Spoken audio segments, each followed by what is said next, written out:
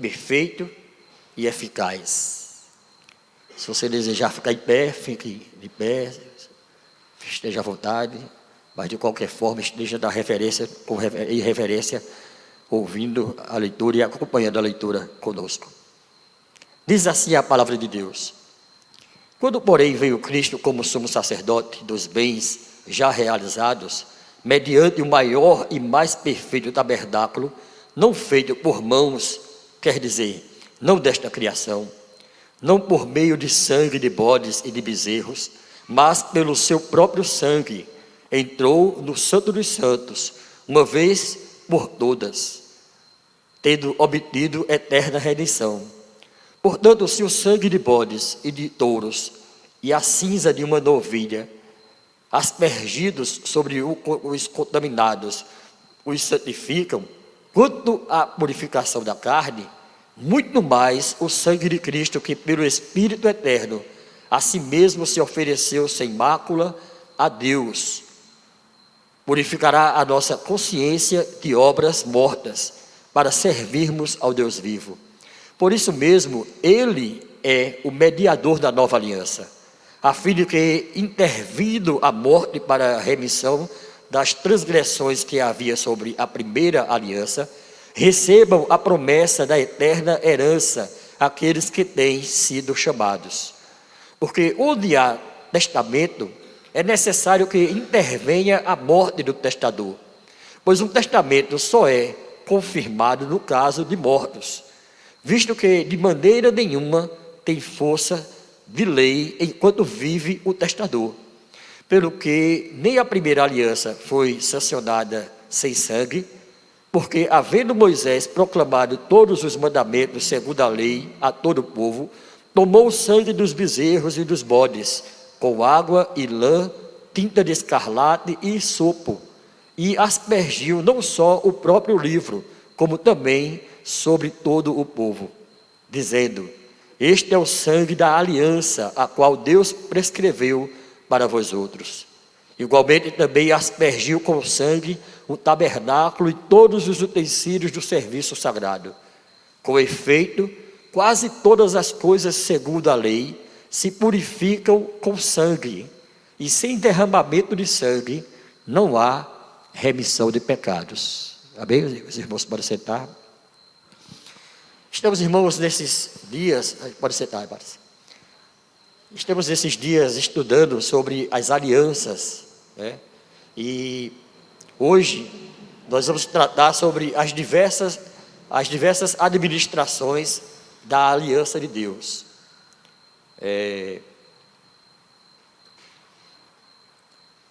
Tratando sobre a aliança de Davi e também sobre a nova aliança, mais em cima desses dois contextos. Embora as tratativas redentoras de Deus com a humanidade tenham revelado progressivamente sua única e eterna aliança da graça, Deus manifestou essa aliança em alianças históricas distintas. Essas alianças anteriores à vida de Cristo funcionavam como administrações temporárias da graça de Deus e revelações tipológicas de Cristo. Então, essas alianças, desde o início, todas elas eram uma tipificação de Cristo. Elas apontavam para Cristo. Então, todas as alianças feitas por Deus, todos os pactos, todas as promessas, quanto à remissão de pecado, quanto à salvação, todas elas apontavam para Cristo. Então era uma tipificação de Cristo, e ela se culminou, ela se cumpre com a vinda de Cristo, com a sua morte e com a sua ressurreição. Como vimos na semana passada, o pastor Moisés nos apresentou um panorama das alianças divinas, que são a aliança da preservação de Noé, a aliança da promessa com Abraão e a aliança da lei com Israel. Nós vimos isso na semana passada com o pastor Moisés. Hoje, continuamos vendo um panorama, examinando a aliança com Davi e sua descendência, e a nova aliança em Cristo. Então, a gente continua nesse panorama das alianças, agora com a aliança de Deus, feita com Davi e a descendência de Davi, e também na nova aliança em Cristo. A aliança do reino com Davi e sua descendência. As alianças abraâmicas e mosaicas previram que Deus levantaria reis para o seu povo. Veja, Gênesis 17:6 diz: E te farei frutificar grandissimamente, e de ti farei nações e reis sairão de ti. Essa é uma promessa de Deus para o povo, né, para o seu povo, que do povo faria uma grandíssima nação, e que nesta nação surgiriam reis. O primeiro rei de Israel foi Saul. Saul, o povo pede a Deus, né, ou pede a Samuel que unja um rei para eles. Até então, quem governava sobre Israel eram os juízes. Deus levantava juízes para colocar o povo na linha, para representar o povo. E os juízes viviam 20, 40, né, julgavam Israel durante muitos anos, 20, 30, 40 anos. Mas quando os juízes morriam, Israel se afastava dos caminhos novamente. E aí Deus levantava um novo juiz, até que chegou em Samuel, né? Samuel estava julgando, Samuel era profeta, era sacerdote e era juiz. E o povo pede a Samuel um rei. E Samuel fica indignado com isso, porque ele se sente ultrajado, né? Mas Deus fala para Samuel: olha, Samuel, eles não rejeitaram você não, eles estão rejeitando a mim. É a mim que eles estão rejeitando, porque eu sou o rei deles.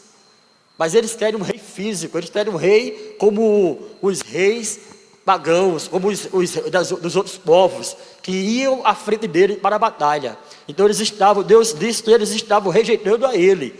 E Saul é escolhido como o primeiro rei de Israel. Porém, Saul ele morre em apostasia e desgraça. Saul, depois de muito tempo, ele apostata da fé e ele termina morrendo também em desgraça. Vamos ver 1 Samuel 28:7. São muitos textos para a gente ler hoje.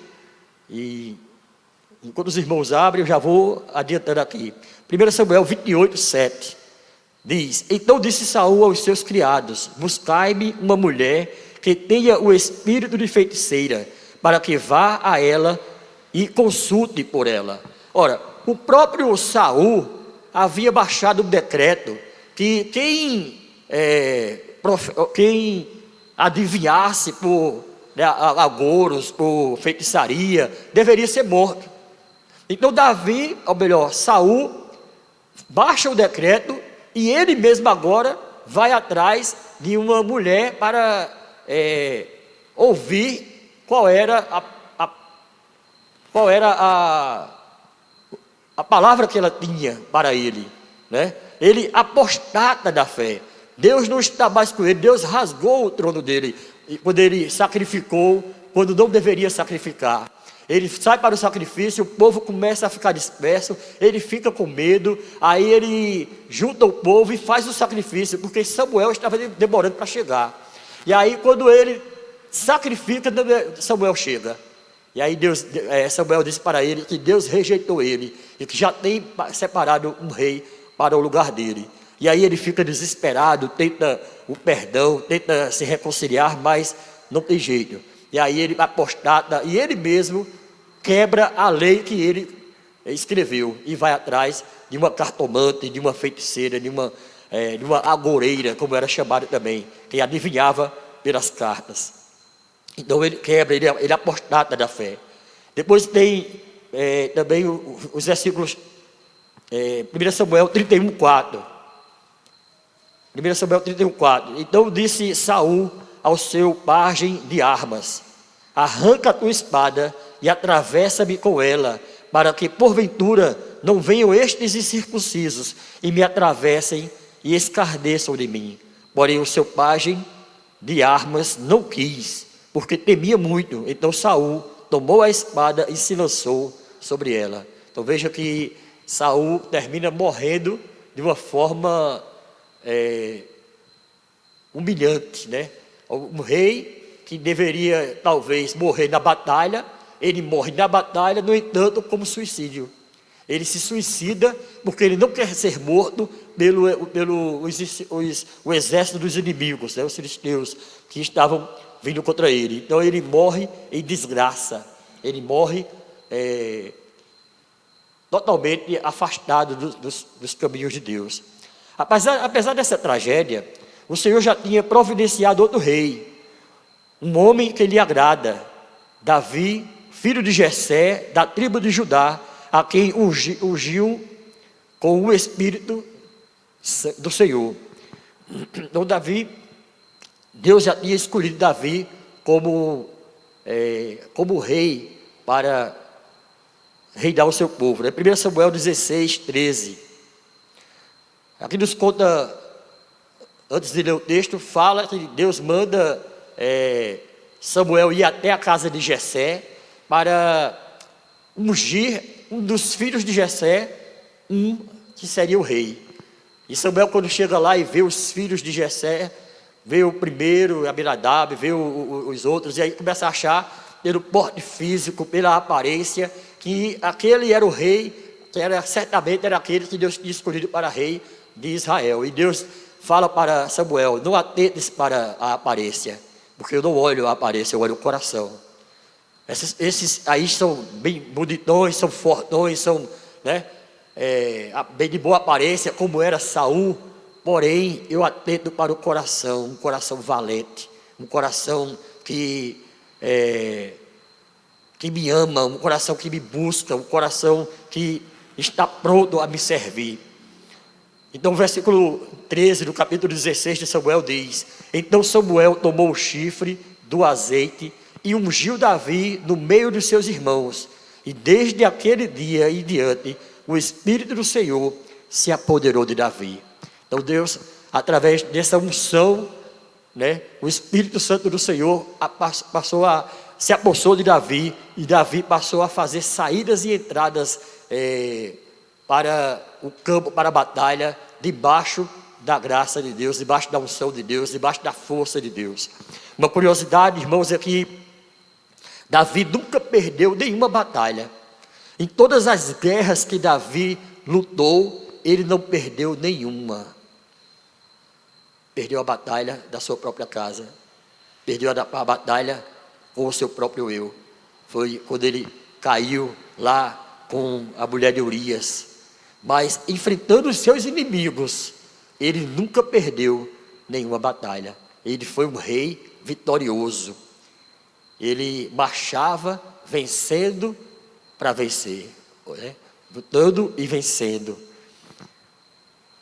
Uma tipificação de Cristo, né? E enquanto Davi não perdeu nenhuma batalha no sentido de guerra, Cristo não perdeu nenhuma batalha no sentido de pecado. Cristo venceu todas as tentações, né? Nós podemos dizer que as tentações para a gente é uma guerra. Quando as tentações vêm, é uma peleja para a gente conseguir vencer essas tentações. Então é uma guerra para a gente. Cristo venceu todas as tentações. A Bíblia diz que em tudo ele foi tentado, mas ele não caiu, ele não pecou. Vamos ver também ainda uma exposição bíblica da aliança do reino. As principais referências à aliança, ao juramento de Deus a Davi, aparecem em muitos salmos. Dentre eles, Salmo 89, 3 e 4. O Salmo 89, 3 e 4 diz assim: eu fiz um pacto com o meu escolhido, jurei a Davi meu servo, dizendo: para sempre confirmarei a tua semente e edificarei o teu trono por todas as gerações. Então Deus fez um pacto com Davi e uma aliança eterna com ele, de que nunca faltaria um rei da sua linhagem. Nunca, não se apagaria a lâmpada, né, do reinado de Davi. Então os outros reis, eles não tiveram esse privilégio, mas Davi sim. Porque os irmãos sabem que depois de Jeroboão, se não me falha a memória, Jeroboão, Roboão, houve a divisão dos reinos, né? O reino do norte e o reino do sul, e ficou apenas as tribos ficaram divididas. Então ficou um rei para as 10 tribos, né? E o outro rei da descendência de Davi para a tribo de Judá, se não me falha a memória, os levitas, se não me falha a memória, a tribo de Levi. Então ficou ali, a tribo de Davi ficou reinando, ou melhor, a descendência de Davi ficou reinando em Judá, e nunca faltou rei para ele. Mas a promessa de Deus de um reinado eterno não era de um rei filho de Davi no sentido físico, mas no sentido espiritual. Os irmãos sabem que a Bíblia diz que Jesus Cristo era o filho de Davi. É tanto que Bartimeu, quando começa a clamar por Jesus, ele clama Jesus, filho de Davi. Ele não chama Jesus, filho de Maria. Ele não chama Jesus, filho de José. Ele chama Jesus, filho de Davi. Esse Bartimeu, né, esse cego, tinha um conhecimento profundo da lei, né, das escrituras, da Torá, ao ponto de reconhecer Jesus Cristo como filho de Davi. Então, essa era a promessa de Deus, é um pacto que Deus fez com Davi para todas as gerações. Refletindo sobre relatos históricos que não chamam explicitamente de aliança as promessas de Deus a Davi. Então, ele fala isso como pacto, fala isso como uma promessa, mas ela é entendida como uma aliança entre Deus e a casa de Davi, ou entre Davi e seu servo. Moisés também tinha predito que depois que Israel herdasse a terra, o Senhor daria descanso de todos os vossos inimigos em redor, e morareis seguro. Então haverá um lugar que escolherá o Senhor vosso Deus, para ali fazer habitar o seu nome. Veja Deuteronômio 12:10. Deuteronômio 12:10 diz assim: mas passareis o Jordão, e habitareis na terra que vos fará herdar o Senhor vosso Deus, e vos dará descanso de todos os vossos inimigos em redor, e morareis seguros. Então haverá um lugar que escolherá o Senhor vosso Deus, para ali fazer habitar o seu nome. A esse lugar fareis chegar tudo o que vos ordeno, os vossos holocaustos e os vossos sacrifícios e os vossos dízimos e a vossa oferta, a oferta das vossas mãos, e toda escolha dos vossos votos feitos ao Senhor. Davi evidentemente reconheceu o cumprimento dessa promessa e propôs ao profeta Natã a construção de uma casa mais permanente para a arca de Deus, símbolo de ouro do trono de Deus, com Israel do tabernáculo. Então Davi, ele reconhece que Deus tinha dado descanso para ele. Davi reconhece que Deus estava dando segurança para ele. E aí Davi começa a pensar: ora, eu tenho segurança, eu moro numa casa boa, eu moro numa casa de pedras, eu moro numa casa, num palácio, e a arca de Deus, a arca que é da presença de Deus, que simboliza o trono de Deus, ela vive em tendas. Então Davi, ele propõe no seu coração, e ele fala com Natã para construir um templo, para construir uma casa para Deus, para honrar o nome de Deus, né? Então 2 Samuel 7:2 diz: disse o rei ao profeta Natã: olha, eu moro em casa de cedros, e a arca de Deus se acha numa tenda. Então eu não sou maior do que Deus, Deus é maior do que eu, e Ele merece muito mais do que eu. Então Davi propõe isto a Natã, para que se faça um edifício, um templo, para que ele more, para que a arca de Deus esteja lá. Contudo, o Senhor disse a Davi que ele não edificaria o templo. Deus fala para Davi que ele não edificará esse templo, né? Então veja 2 Samuel 7, 5 e 7. Deus diz a Natã, ao profeta, né? Vai e dize a meu servo Davi, assim diz o Senhor, edificar-me-ias tu casa para minha habitação? Porque em casa nenhuma habitei desde o dia em que fiz subir os filhos de Israel do Egito até o dia de hoje, mas tenho andado em tendas, em tabernáculo. Em todo lugar em que andei com todos os filhos de Israel, falei acaso alguma palavra com qualquer das suas tribos, a quem mandei apacentar o meu povo de Israel, dizendo: por que não me edificais uma casa de cedro? Deus pergunta para ele: por acaso eu pedi isso? Por acaso eu falei em vocês construírem casa para mim? Isso mostra, irmãos, a bandeira, a autoridade que Deus tem e a escolha dele, de até mesmo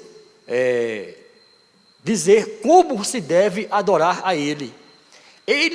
Nós não podemos dizer assim: essa é a minha forma de adorar. Não, não é a minha forma de adorar. A minha forma de adorar tem que ser a forma que Deus estabeleceu para adorá-lo. Eu não posso adorar de qualquer jeito. Eu não posso adorar de qualquer forma. Eu não posso adorar segundo o meu entendimento. Eu não posso adorar baseado em qualquer coisa. Eu tenho que adorar a Deus segundo a lei que Ele prescreveu, segundo a maneira como Ele deixou que nós o adorássemos. E essa maneira, Ele relata isso lá em João, capítulo 4. Qual é? Qual é o tipo de adoração? Em espírito e em verdade. Adorar a Deus em espírito e em verdade. Não é olhando para uma imagem, não é olhando para uma casa específica, para um templo, não é olhando para uma pessoa, é em espírito e em verdade. Com toda a nossa devoção, com todo o nosso sentimento, com todo o nosso foco, voltado para quem? Para a pessoa bendita de Jesus Cristo. Ele é a referência de Deus para que nós adoremos. Então nós podemos adorar ao Pai, ao Filho e ao Espírito Santo, através de Jesus Cristo, através do sacrifício de Jesus que Ele fez, né, que Ele trouxe para nós. Então, Deus manda dizer a ele: por acaso eu pedi isso? Contudo, Deus se alegra dessa atitude de Davi, porque Deus vê que Davi está querendo honrar a ele. Então Deus fala para ele que ele não vai edificar esse templo, mas o filho dele irá fazer isso. E isso se cumpre em Salomão, no rei Salomão. E Deus também disse para ele que ele não aceitaria que ele fizesse essa casa, porque ele era um homem de guerra. E as mãos dele derramou muito sangue. E ele derramou um sangue inocente, que era o sangue de Urias. Ele cometeu pecado. Então, por conta disso, Deus não aceitou que ele fizesse, por conta de todo esse pacote, né? Deus disse a ele que ele não edificaria a casa, mas o seu filho iria edificar essa casa a ele. Então Davi, ele não edifica a casa, mas ele prepara tudo. Ele prepara todo o material para que quando Salomão assuma, todo o material já está pronto para, ou pelo menos para dar início, né, à construção. Porque depois Salomão manda trazer cedros do Líbano para fazer o templo. Então o Senhor também lembrou a Davi que todas as suas vitórias tinham vindo pela graça soberana de Deus. Davi teve, como eu disse, Davi nunca perdeu nenhuma batalha. Mas não foi por causa da força de Davi, não foi por causa da sua habilidade, não foi por causa da sua espada. Mas Deus faz Davi lembrar de que essas vitórias vieram por causa dele, por causa da graça de Deus, porque a graça de Deus, a unção de Deus estava sobre ele. Veja o versículo 8 e 9 de 2 Samuel, do capítulo 7. O versículo 8 e 9 diz: tomei-te da malhada de trás das ovelhas, para que fosses príncipe sobre o meu povo, sobre Israel. E fui contigo por onde quer que andaste. Eliminei os teus inimigos diante de ti, e fiz grande o teu nome, como só os grandes têm na terra. Então veja como ele diz aqui: eu eliminei, fui eu que eliminei todos os teus inimigos. Ele usou o braço de Davi, usou o exército de Davi para vencer os inimigos, mas foi Deus quem fortaleceu, foi Deus quem preparou eles para essas vitórias, foi Deus que deu a ele. Deus afirmou que tinha dado a Israel descanso de seus inimigos, sugerindo que o tempo para a construção do templo estava próximo. Mas, embora Davi tivesse aspirado a edificar uma casa para Deus, Deus virou a mesa e prometeu edificar uma casa para Davi, isto é, uma dinastia real. Então Deus reconhece o que Davi está fazendo, e ele dá uma virada de mesa. Você quer edificar uma casa para mim? Você quer edificar um templo para que eu habite? Pois eu é que vou edificar uma casa para ti, uma casa real, uma casa que vai durar para toda a eternidade. Veja os versículos 11, parte B, diz assim: dar-te-ei, porém, descanso de todos os teus inimigos. Também o Senhor te faz saber que Ele, o Senhor, te fará casa. Deus fará, Deus estabelecerá a casa de Davi. Está dizendo a Davi que vai estabelecer a casa dele. Depois que Davi morresse, Deus estabeleceria para sempre o seu reino da descendência de Davi. Então, depois da morte de Davi, a promessa era que teria a sua descendência reinaria para sempre. Veja o versículo 12: quando teus dias se cumprirem e descansares com teus pais, então farei levantar depois de ti o teu descendente, que procederá de ti, e estabelecerei o seu reino. Esse filho real edificaria casa ao meu nome, disse o Senhor. Posteriormente, a história registra o cumprimento inicial dessa promessa em Salomão. Em meio a essas promessas, o Senhor também prometeu ter um relacionamento especial com a descendência real de Davi, dizendo: eu lhe serei por pai e ele me será por filho.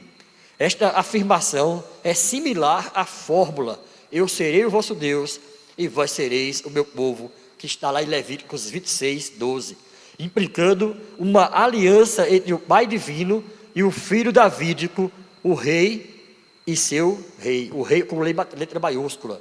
Ele fala aqui, o rei com letra maiúscula e o seu rei.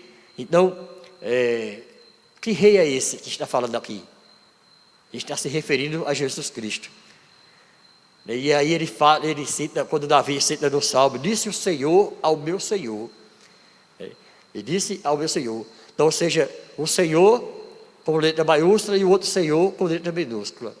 Da mesma forma aqui, ele diz assim: o rei com letra maiúscula e o seu rei com letra minúscula. Então, era a descendência de Davi que estaria reinando com letra maiúscula, que é Jesus Cristo.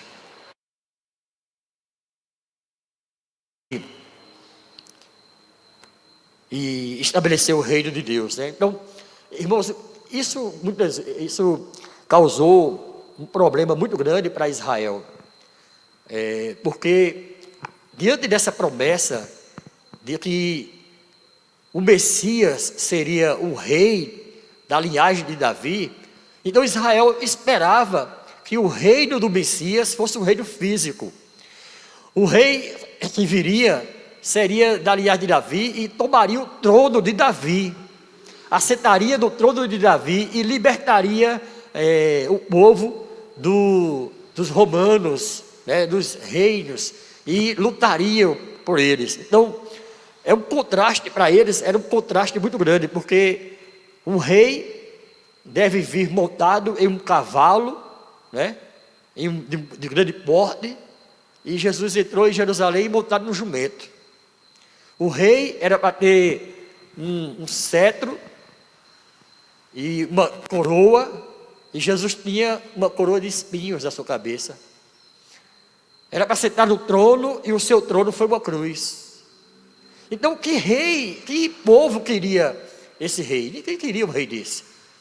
Um rei derrotado, né?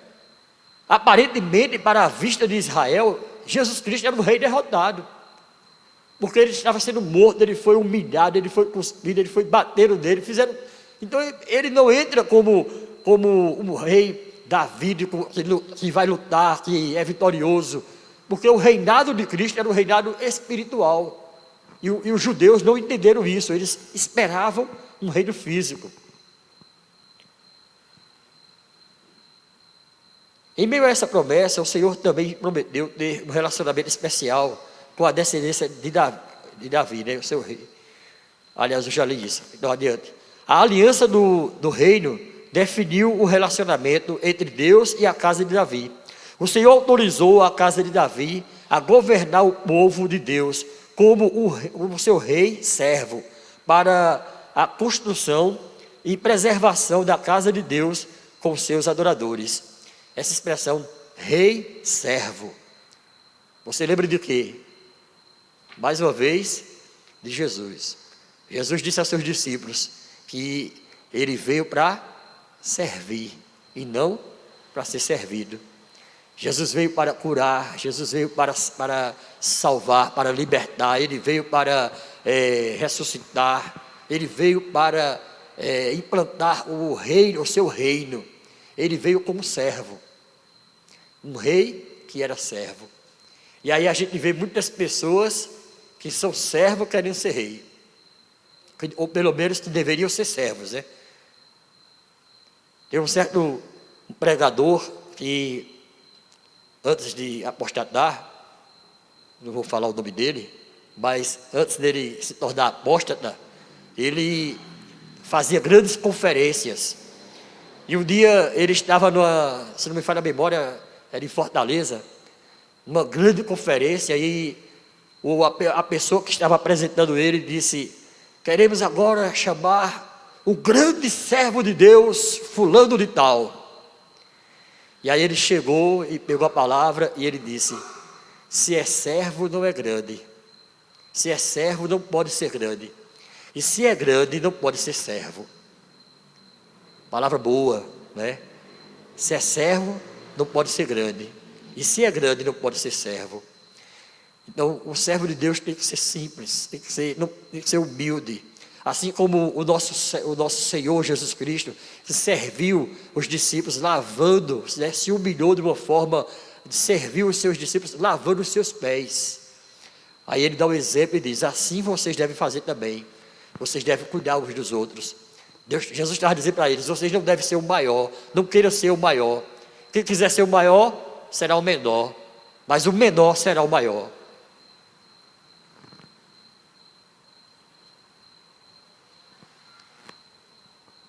Vamos para a reflexão teológica sobre a aliança do reino. O Senhor usou a aliança davídica para implementar uma administração temporária da aliança da graça, para prover para o seu povo. Por intermédio de Davi e sua descendência, o Senhor de Israel. Então Deus proveu, por intermédio de Davi, o que? Deus proveu salvação nacional contra os inimigos. Então Davi saiu para a batalha, saiu para a guerra, e ele venceu todas as guerras, ao ponto dos povos não quererem enfrentar Davi, eles recuarem, né? Então Deus trouxe salvação nacional para todo o povo, né? Contra os inimigos. Ele também trouxe justiça na sociedade, para proteger os pobres, justos em Israel, e alimentar sua esperança no reino e perfeita justiça. Ele também deu estabilidade sobre o amor de Deus, de modo que, embora o povo tendesse a se degenerar ao nível de Sodoma, a destruição nacional foi adiada por 400 anos. Então, quando Deus chama Jonas, né, e diz a Jonas para ir a Nínive, para pregar contra Nínive, para pregar arrependimento, e Jonas vai lá e o povo se arrepende, Depois Deus mantém a sua segurança, né, a sua estabilidade sobre o amor dele por 400 anos. E aí o profeta Naum fala sobre a destruição de Nínive. Depois de muitos anos, Nínive é destruída por causa do pecado, do seu pecado. Então ele estabelece, ele dá estabilidade sobre o amor de Deus. Também ele concede grande revelação e verdadeira espiritualidade no tesouro de devoção experiencial encontrado nos salmos de Davi e na sabedoria de piedade prática dos provérbios de Salomão. Então ele se revela ao povo através da sabedoria dos salmos de Davi e dos provérbios de Salomão. Deus se revela ao povo, Deus dá uma revelação ao povo da sua grandeza e de tudo o que ele quer, do procedimento, de como o povo deve proceder diante dele, né, através dos provérbios de Salomão e dos salmos. A aliança do reino foi uma revelação tipológica do reino espiritual e eterno de Jesus Cristo. Quando os crentes iam para a casa de Deus e cumpriam os rituais, eles viam a beleza, o poder e a glória de Deus. Encontravam satisfação espiritual em sua bondade e santidade e percebiam o juízo vindouro. Então eles reconheciam, quando eles estavam adorando a Deus, eles reconheciam a grandeza de Deus. Eles reconheciam que na casa de Deus eles tinham liberdade, que havia prazer, né, no culto, na adoração e na bondade e na santidade de Deus. Davi, como um homem real da história, foi um tipo de Cristo em sua humilhação sob injusta perseguição e em sua exaltação ao trono. Então, quando Davi ele começa a aparecer, né, Davi ele chega diante de Saul e começa a servir Saul. Quando o espírito maligno tomava conta de Saul, ou se apossava de Saul, Davi foi trazido para o palácio para tocar a harpa, para que o espírito se acalmasse e Saul ficasse bem. Depois Davi vai e enfrenta o gigante Golias, e por causa da promessa que o rei Saul fez, depois que Davi mata Golias, ele tem o direito de se desposar ou se casar com a filha do rei. E aí ele se torna genro do rei e fica dentro da casa do rei. Só que Davi sai para a guerra e ele tem vitórias. E o povo começa a se alegrar, né? Davi começa a cair na graça do povo. O povo começa a ficar, como é que a gente diz aqui no Nordeste, abestalhado com Davi, né? Abestalhado com as vitórias de Davi. O povo fica alegre com a vitória de Davi. Então, o que é que eles fazem? Eles fazem uma música. E ele diz dessa música, desse cântico, quando Davi está voltando da batalha, eles dizem que Davi matou os 10 milhares, ou melhor, que Saul matou os milhares, mas Davi matou os seus 10 milhares. E isso causa ciúme em Saul. E ele diz: a mim só me deram milhares, e a Davi, que não é o rei, deram 10 milhares. E isso gera ciúmes na vida de Saul contra Davi. E a partir daí Saul começa a perseguir Davi, tentando matá-lo. Então Davi, ele é uma tipificação de Cristo em sua humilhação sob a perseguição que Saul imprimiu sobre ele, tentando matá-lo. Vocês lembram que Jesus Cristo, quando estava pregando o reino de Deus, quando estava pregando aqui, muitas vezes tentaram matá-lo, tentaram pegar em pedras para apedrejá-lo, tentaram jogar ele do penhasco, né? Mas não era chegada a hora dele. Então, da mesma forma como Davi foi perseguido e tentaram matá-lo, também Jesus Cristo passou por isso. Então Davi é uma tipificação de Cristo, na sua humilhação, na sua perseguição e na exaltação do seu trono. Quando ele assume o trono, quando ele reina sobre Israel, também é a tipificação de Cristo. Cristo assume o seu reinado em glória para sempre, na sua ascensão, quando ele assume aos céus, né? Quando ele sobe aos céus, na presença de todos os seus discípulos. O trono de Davi e Salomão foi chamado de trono do Senhor, em antecipação à exaltação de Cristo à direita de Deus. A Bíblia diz que Jesus Cristo, quando foi assunto aos céus, ele se assentou à direita de Deus.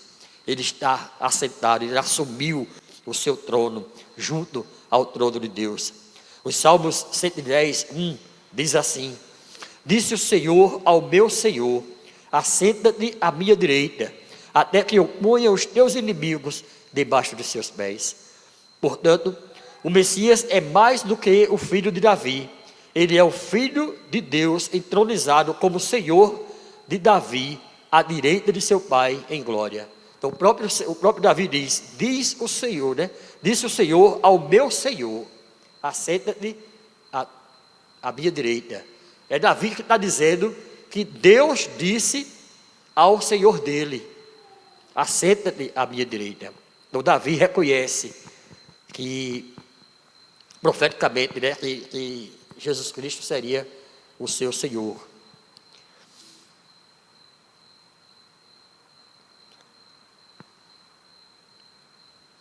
Mateus 22, 41, 45 diz: reunidos os fariseus, interrogou-os Jesus: que pensais vós do Cristo? De quem é filho? Responderam-lhe eles: de Davi. Replicou-lhes Jesus: como, pois, Davi, pelo Espírito, chama-lhe Senhor? Se ele é seu filho, como é que ele chama de Senhor? Dizendo: disse o Senhor ao meu Senhor, assenta-te à minha direita, até que eu ponha os teus inimigos debaixo dos teus pés. Se Davi, pois, lhe chama Senhor, como é ele seu filho? Então veja que Jesus está citando os Salmos. Jesus cita para os fariseus os Salmos, mostrando que Davi estava falando dele, estava falando por ele, e confirmando esta palavra. A nova aliança, por intermédio de nosso Senhor Jesus Cristo. Entramos agora na nova aliança, né? Saímos da aliança davídica e entramos agora para a aliança do Senhor Jesus Cristo. Chegamos agora ao clímax das alianças históricas de Deus, a revelação mais completa e final da sua aliança da graça, que recebemos nesta era, a nova aliança. Os teólogos reformados às vezes usaram o termo nova aliança como sinônimo para a aliança da graça, mas na Bíblia a nova aliança é uma administração histórica dos graciosos propósitos de Deus, que seguem as alianças com Abraão, Israel e Davi. Morton Smith disse: o plano de salvação é sucessivamente revelado por uma série de alianças graciosas que culminam na nova aliança. A nova aliança foi formalmente ratificada pela morte de Cristo, por isso, em um testamento ou uma disposição soberana da herança de Cristo depois da sua morte. Veja Lucas 22, 20. Diz assim: semelhantemente, depois de cear, tomou o cálice, dizendo: este é o cálice da nova aliança no meu sangue, derramado em favor de vós. E Hebreus 9, capítulo 9, versículos 15 e 16, diz assim: por isso mesmo, ele é o mediador da nova aliança, o fim de que, intervindo a morte para a remissão das transgressões que havia sob a primeira aliança, recebam a promessa da eterna herança aqueles que têm sido chamados, porque onde há testamento é necessário que intervenha a morte do testador. Então Jesus, ele faz essa exposição, ele traz o cálice e ele diz que aquilo ali era a nova aliança. Ele institui a nova aliança. Nós vamos falar sobre isso já mais um pouco. Então a exposição bíblica da nova aliança. Os profetas hebreus posteriores olhavam para o futuro, para outra aliança histórica que Deus prometeu fazer com seu povo, chamada Aliança de Paz. E a aliança perpétua, uma vez que é chamada de nova aliança. Em Jeremias 31, ele diz: eis aí vem dias, diz o Senhor, em que firmarei nova aliança com a casa de Israel e com a casa de Judá. Então veja que os profetas antigos já começaram a profetizar esta nova aliança. Já começaram a apontar, estavam também apontando para Cristo, né? Que foi quem instituiu a nova aliança. A frase é mais tarde retomada pelos evangelhos e pelas cartas, especialmente a carta aos Hebreus. O Senhor prometeu enviar o seu servo ungido pelo Espírito para ser mediador da aliança com o povo e luz para os gentios. Então existia essa promessa também. Veja Isaías 42, versículo 1. Diz assim: eis aqui o meu servo, a quem sustenho, o meu escolhido, em quem a minha alma se compraz. Pus sobre ele o meu espírito, e ele promulgará o direito para os gentios. Então ele vai estabelecer, ele vai trazer o direito para os gentios. Por quê? Porque era um direito apenas dos judeus. Mas Deus estava dizendo que a nova aliança seria aberta para os gentios, não apenas para os filhos, para os judeus que eram da circuncisão. E o versículo 6 diz: eu, o Senhor, te chamei em justiça, tomar-te-ei pela mão e te guardarei, e te farei mediador da aliança com o povo e luz para os gentios. Então, mais uma vez ele ratificando o que tinha falado no início, né? Ele será luz para os gentios. Essa palavra, o evangelho, a salvação, não é só para os judeus, também é para os gentios. E é por isso que nós estamos aqui essa noite, porque essa palavra nos alcançou. Nós éramos gentis, né? Nós seríamos considerados como povo gentil, não fazemos parte da linhagem judaica, né? de Israel. Então éramos gentis, mas a graça do Senhor nos alcançou através de Jesus Cristo, através desta nova aliança que Ele fez. O Senhor fará com eles aliança eterna. O reino do filho de Davi não terá limites. Isaías 9, 6 e 7 diz: porque um menino nos nasceu, um filho se nos deu, o governo está sobre os seus ombros, e o seu nome será maravilhoso conselheiro, Deus forte, Pai da eternidade, príncipe da paz, para que se aumente o seu governo e venha paz sem fim sobre o trono de Davi e sobre o seu reino, para o estabelecer e o firmar mediante o juízo e a justiça, desde agora e para sempre. O zelo do Senhor dos exércitos fará isso. O zelo de Deus fará isso, cumprirá essa palavra, cumprirá essa promessa.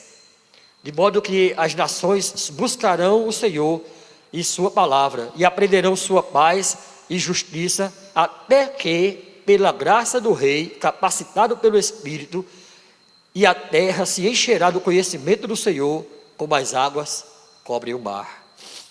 Essa é a citação de Isaías 11, 9.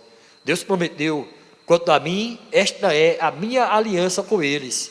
Os profetas descrevem a nova aliança como a renovação feita por Deus de um casamento fracassado pela realização de votos eternos. Então, ele compara a um casamento que estava fracassado, e Deus fez uma nova aliança, restaurando, né, fazendo votos eternos. Veja Isaías 54, 6. Porque o Senhor te chamou como uma mulher desamparada e de espírito abatido, como a mulher da mocidade, que fora repudiada, diz o teu Deus.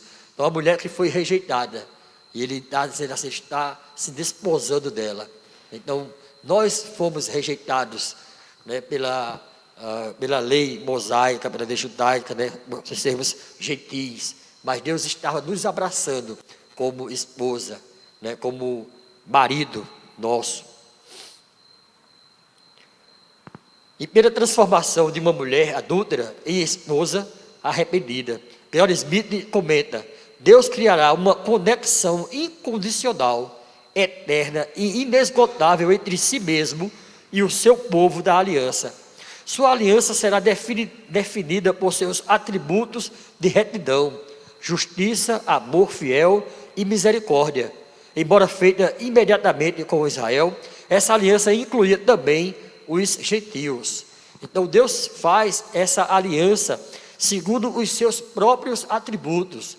Não é porque eu sou bonzinho, não é porque eu dou esmolas, não é porque eu sou honesto, não é isso, não é nada disso, porque mesmo que nós tenhamos toda eu abro aspas, essa perfeição, né, para os homens, para Deus não há perfeição nisso, nós somos pecadores, né? Talvez você nunca tenha roubado, mas você é um pecador. Talvez você nunca tenha adulterado, mas você é um pecador. Talvez você nem mentiu tanto, né? Não foi um mentiroso de carteirinha, mas você era um pecador. E nós, como pecadores, estávamos afastados de Deus, mas Deus aprove a Deus nos resgatar, né? Trazer para junto dele, trazer para o seu reino. Romanos 9, 25 e 26 diz assim: assim como também diz em Oséias: chamarei povo meu ao que não era meu povo, e amada a quem não era amada. E no lugar em que se lhes disse: vós não sois meu povo, ali mesmo serão chamados filhos do Deus vivo. Nós somos chamados de quê, irmãos? Filhos de Deus. Nós somos filhos de Deus. Por quê? Por causa do sacrifício de Jesus na cruz do Calvário. Nós somos filhos de Deus por adoção em Cristo. Fomos adotados por Deus através de Cristo. Então, os filhos adotivos têm o mesmo direito de herdar a herança do filho legítimo. Ou não? Tem. Se ele passou pelo cartório, se foi registrado em cartório, que ele é filho da pessoa, essa pessoa, digamos que uma pessoa é rica, muito rica, e ela tem filhos da sua, filhos seus carnais, mas ela adotou outros. Aqueles filhos adotados têm o mesmo direito à herança que os filhos carnais. O mesmo direito, como se fossem filhos do ventre deles, né, da ventre da mãe. Então o Senhor nos fez, né, povo seu. No lugar que disseram que vocês não eram povo dele, agora está dizendo: ele é meu povo. Deus olha para a gente e diz: esse é o meu povo. Por quê? Porque ele vê o sangue de Jesus em cima de nós, aspergido sobre nós. O Senhor declarou que buscaria as ovelhas perdidas e as salvaria, julgaria as ímpias entre elas e as colocaria em bons pastos. Deus prometeu que meu servo Davi, isto é, Cristo, e aí ele se refere a Davi aqui como sendo Cristo, porque é o seu descendente, um filho de Davi, as pastorearia como rei, e eu, o Senhor, lhes serei por Deus, farei com elas aliança de paz. Um outro nome que Cristo tinha, qual era? Pastor, né? Cristo também era pastor de quê? Pastor da minha alma. Ele era o pastor. E ele diz assim: eu conheço as minhas ovelhas. O pastor conhece as suas ovelhas e elas conhecem a sua voz. E ele diz mais: eu as chamo pelo nome. Chamo cada uma delas pelo nome. Ele te chama pelo nome, ele te conhece. Quando fala assim, ele te conhece pelo nome, isso tem uma importância muito grande, né? Isso tem uma importância muito elevada. Eu posso até dizer assim: eu conheço Joselito pelo nome, mas fica só nisso. Mas quando Jesus fala assim: eu conheço pelo nome, ele está dizendo que conhece ele intimamente, conhece no mais íntimo do seu coração, ele conhece com integridade, né? Em todos os aspectos, ele lhe conhece, ele lhe chama pelo nome, ele sabe quem você é, ele sabe as suas necessidades, ele sabe como você anda, ele sabe tudo sobre você. Este é o nosso rei, que estabeleceu esse pacto conosco através da sua aliança. A mais importante revelação do Antigo Testamento sobre a nova aliança ocorre no livro da Consolação de Jeremias, capítulo 30, versículo 33. Ou melhor, os capítulos 30 e o capítulo 33. O Senhor diz ao povo de Israel que restaurará a terra, que os libertará de sua escravidão e garante que o povo servirá ao Senhor, seu Deus. Essa foi uma promessa, não meramente de uma monarquia restaurada, mas do Messias vindouro. Deus fará uma nova aliança com a casa de Israel. Ela seria chamada de nova, não somente em contraste com as administrações pactuais anteriores, mas também em conexão com o tema da salvação como uma nova criação. O Senhor criou coisa nova. A nova aliança contém as seguintes promessas. Jeremias 31, 33, 34, diz assim: porque esta é a aliança que firmarei com a casa de Israel. Depois daqueles dias, diz o Senhor, na mente lhes imprimirei as minhas leis, também no coração lhes escreverei. Eu serei o seu Deus, e eles serão o meu povo. Não ensinará jamais cada um ao seu próximo, nem cada um ao seu irmão, dizendo: conhece ao Senhor, porque todos me conhecerão, desde o menor até o maior deles, diz o Senhor, pois perdoarei as suas iniquidades, e dos seus pecados jamais me lembrarei. Então o perdão de Deus é para sempre. Ele perdoa e não lança em rosto os nossos pecados. Então, que em contraste com os se fizeres da aliança mosaica, representa o farei unilateralidade, né, de Deus. Então, na aliança judaica, ele estava dizendo: se fizeres, se vocês fizerem, se vocês obedecerem, se vocês andarem, se vocês cumprirem. Era isso que a nova aliança exigia do povo de Israel.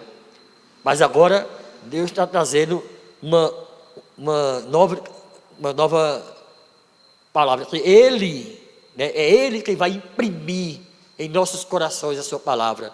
E eu gosto, irmãos, de falar uma coisa. Quando a gente ouve o Evangelho, quando alguém se converte a Cristo, quando ele chega para a igreja, ele ouve a palavra de Deus, ele se converte, ele se arrepende dos seus pecados, ele vem para aqui para frente, a gente ora por ele, ele vai para casa, ele não recebe da gente uma lista de não podes.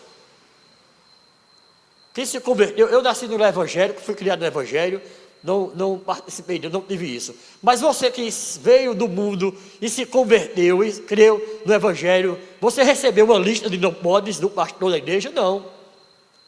Não foi necessário receber. Mas você recebeu o quê? O Espírito Santo de Deus em sua vida. Aí é quando Deus diz assim: eu imprimirei no coração deles a minha palavra. Então agora é o Espírito Santo que diz para eles: você não pode fazer isso. Quando você vai pecar, o Espírito Santo que dá em você, brada, que está dentro de você, brada do seu coração: você não pode fazer isso, você é uma nova criatura, você tem um novo compromisso, você foi regenerado. E aí você recua. Então, nós não somos mais regidos por aquela lei, né, mosaica, mas pela lei divina que está gravada em nossos corações. Então eu posso até pecar, mas eu não tenho prazer no pecado. O prazer é momentâneo. Na hora que o pecado é consumado, vem a tristeza, vem o arrependimento. Por quê? Porque o Espírito Santo habita em nós, e Ele nos constrange, e Ele nos leva ao arrependimento. Aliança interna de fidelidade. Na mente lhes imprimirei as minhas leis, também no coração lhes escreverei. União e comunhão pactual. Eu serei o seu Deus, e eles serão o meu povo. Todos me conhecerão, desde o menor até o maior deles, diz o Senhor. Todos conhecerão ao Senhor, a partir do momento em que reconheceu a Cristo como Senhor e Salvador de sua vida. Quando reconheceu Cristo, sendo Ele Filho de Deus, que veio ao mundo para tirar o pecado. Então, ele recebe uma união e comunhão pactual. E Deus escreve no seu coração a sua lei, né? Os seus desejos. Também a expiação permanente da culpa do pecado. Pois perdoarei as suas iniquidades e dos seus pecados jamais me lembrarei. Nós recebemos a expiação permanente. Na lei mosaica, era necessário que de ano em ano fosse feito o sacrifício, né? O sacrifício anual, quando o cordeiro era imolado e o seu sangue era aspergido sobre o altar para a remissão do pecado do povo. E esse era o pecado comum, né? Porque quando alguém pecava, um pecado de várias formas, então havia outros sacrifícios. O sacrifício de uma pomba, o sacrifício de uma rola, o sacrifício de um bezerro, o sacrifício de um touro, né? Havia esse sacrifício, mas o sacrifício anual era do cordeiro, tipificando quem? Cristo. O cordeiro sem mácula, o cordeiro perfeito, era imolado durante a Páscoa, durante a aliança da Páscoa. Mas Jesus Cristo veio para ser o cordeiro que tira o pecado do mundo. Em Jeremias 31, 31 e 34, ele diz, ele é o mais longo texto do Antigo Testamento, citado no Novo Testamento. E é um texto central para o argumento do livro de Hebreus, em favor da superioridade, da suficiência de Cristo. Então, lá dos Hebreus, ele cita esse texto de Jeremias, Hebreus 8, de 8 a 12, diz assim: e de fato, repreendo-os, diz, eis aí vem dias, diz o Senhor, e firmarei nova aliança com a casa de Israel e com a casa de Judá, não segundo a aliança que fiz com seus pais, no dia em que os tomei pela mão, para os conduzir até fora da terra do Egito, pois eles não continuaram na minha aliança, e eu não atentei para eles, diz o Senhor, porque esta é a aliança que firmarei com a casa de Israel. Depois daqueles dias, diz o Senhor, na sua mente imprimirei as minhas leis, também sobre o seu coração as escreverei, e eu serei o seu Deus e eles serão o meu povo, e não ensinará jamais cada um ao seu próximo, nem cada um ao seu irmão, dizendo, conhece ao Senhor, porque todos me conhecerão, desde o menor deles até o maior, pois para com as suas iniquidades usarei de misericórdia, e dos seus pecados jamais me lembrarei. Então, há pouco eu li esse texto em Jeremias, e agora estou lendo a citação de Hebreus, falando sobre Jeremias. Então, é o texto mais longo do Velho Testamento citado no Novo. Calvino comentou Hebreus 8, de 8 a 12. Então Calvino, ele comentou, Deus fez uma nova aliança quando realizou, por intermédio de seu Filho, tudo o que tinha sido prenunciado sob a lei.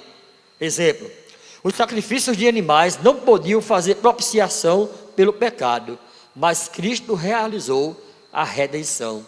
Então, os sacrifícios feitos na época, eles perdoavam o pecado, mas eles não regeneravam o homem, eles não transformavam a vida do homem. E Cristo, ele transforma, ele nos liberta. Em Coríntios diz que nós somos novas criaturas, nós somos regenerados através de Jesus Cristo. Calvino disse ainda, a vinda de Cristo não teria sido suficiente se a regeneração pelo Espírito Santo não tivesse sido acrescentada.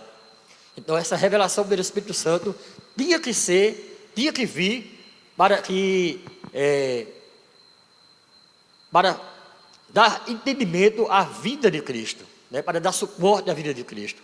Então nós compreendemos todo o sacrifício de Jesus Cristo por causa da vida do Espírito Santo. A Bíblia diz que é Ele quem nos convence do pecado, da justiça e do juízo. Então não sou eu que vou convencer o ímpio, não sou eu que vou convencer as pessoas com a minha pregação, não. Mas o Espírito Santo vai usar a minha pregação para convencer as pessoas.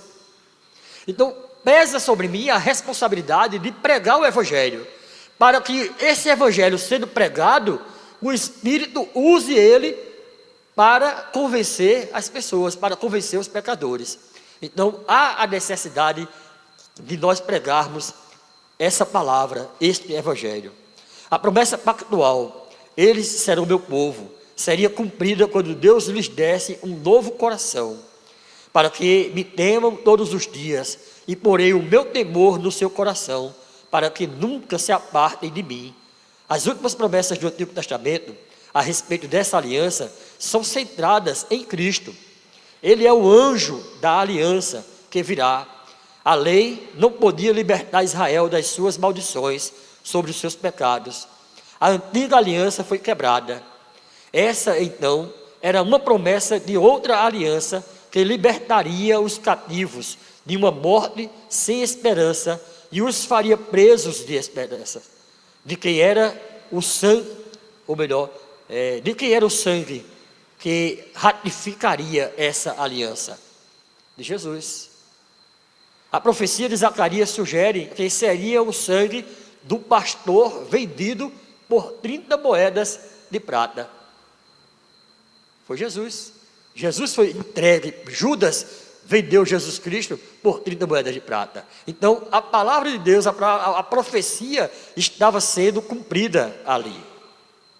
No Novo Testamento, há uma referência à nova aliança, na instituição da ceia do Senhor por Cristo. Suas palavras são: este é o cálice da nova aliança. Elas são similares à afirmação de Deus: esta é a minha aliança. Deus afirmou lá atrás: esta é a minha aliança com o meu povo. E Jesus está dizendo agora: o cálice é a nova aliança, né, que Ele faz conosco. É o seu sangue derramado na cruz do Calvário. Então, quando nós participamos da ceia do Senhor e tomamos o cálice do Senhor, aquele cálice, ele simboliza o sangue de Jesus Cristo, que foi aspergido na cruz do Calvário para a nossa remissão. Então, a ceia do Senhor, então, é o sinal da nova aliança. As instruções de Cristo para a ceia associam a nova aliança ao seu sangue derramado para perdão dos pecados. Mateus 26, 28, ele diz: porque isto é o meu sangue, o sangue da nova aliança, derramado em favor de muitos para a remissão de pecados. Pelo corpo e sangue de Cristo oferecidos em sua morte, Jesus é o fiador da nova aliança. Hebreus 7, 22 nos diz: por isso mesmo, Jesus se tem tornado fiador de superior aliança. Cristo é o mediador de todas as graças envolvidas nas superiores promessas da aliança. Seu ministério sacerdotal estabelece a promessa fundamental de completa expiação pelos pecados. Seu ministério real cumpre a promessa de escrever a lei no coração. E seu ministério profético faz com que seu povo conheça o Senhor pelo ministério do Espírito Santo. Então, todas as promessas se cumprem em Cristo. Se cumpriu nele. E agora nós temos a lei do Senhor escrita em nosso coração. E a promessa que ele dizia: não as escreverei mais em tábuas de pedras, mas escreverei no coração. Então, Cristo, através do seu sacrifício, e quando ele assunto aos céus, ele envia o seu Espírito Santo, e o Espírito Santo vem para habitar dentro de nós. E o Espírito Santo é a carta que Deus para nós, é a lei escrita em nossos corações, né? Ele, morando dentro da gente, é quem nos conduz a vivermos uma vida de santidade na presença de Deus. Graças a Deus por essa aliança que foi cumprida, que foi conquistada por Jesus Cristo, né? Que foi ratificada por Ele na cruz do Calvário. Amém, irmãos? Que Ele nos abençoe em nome de Jesus. Vamos ficar em pé, vamos orar.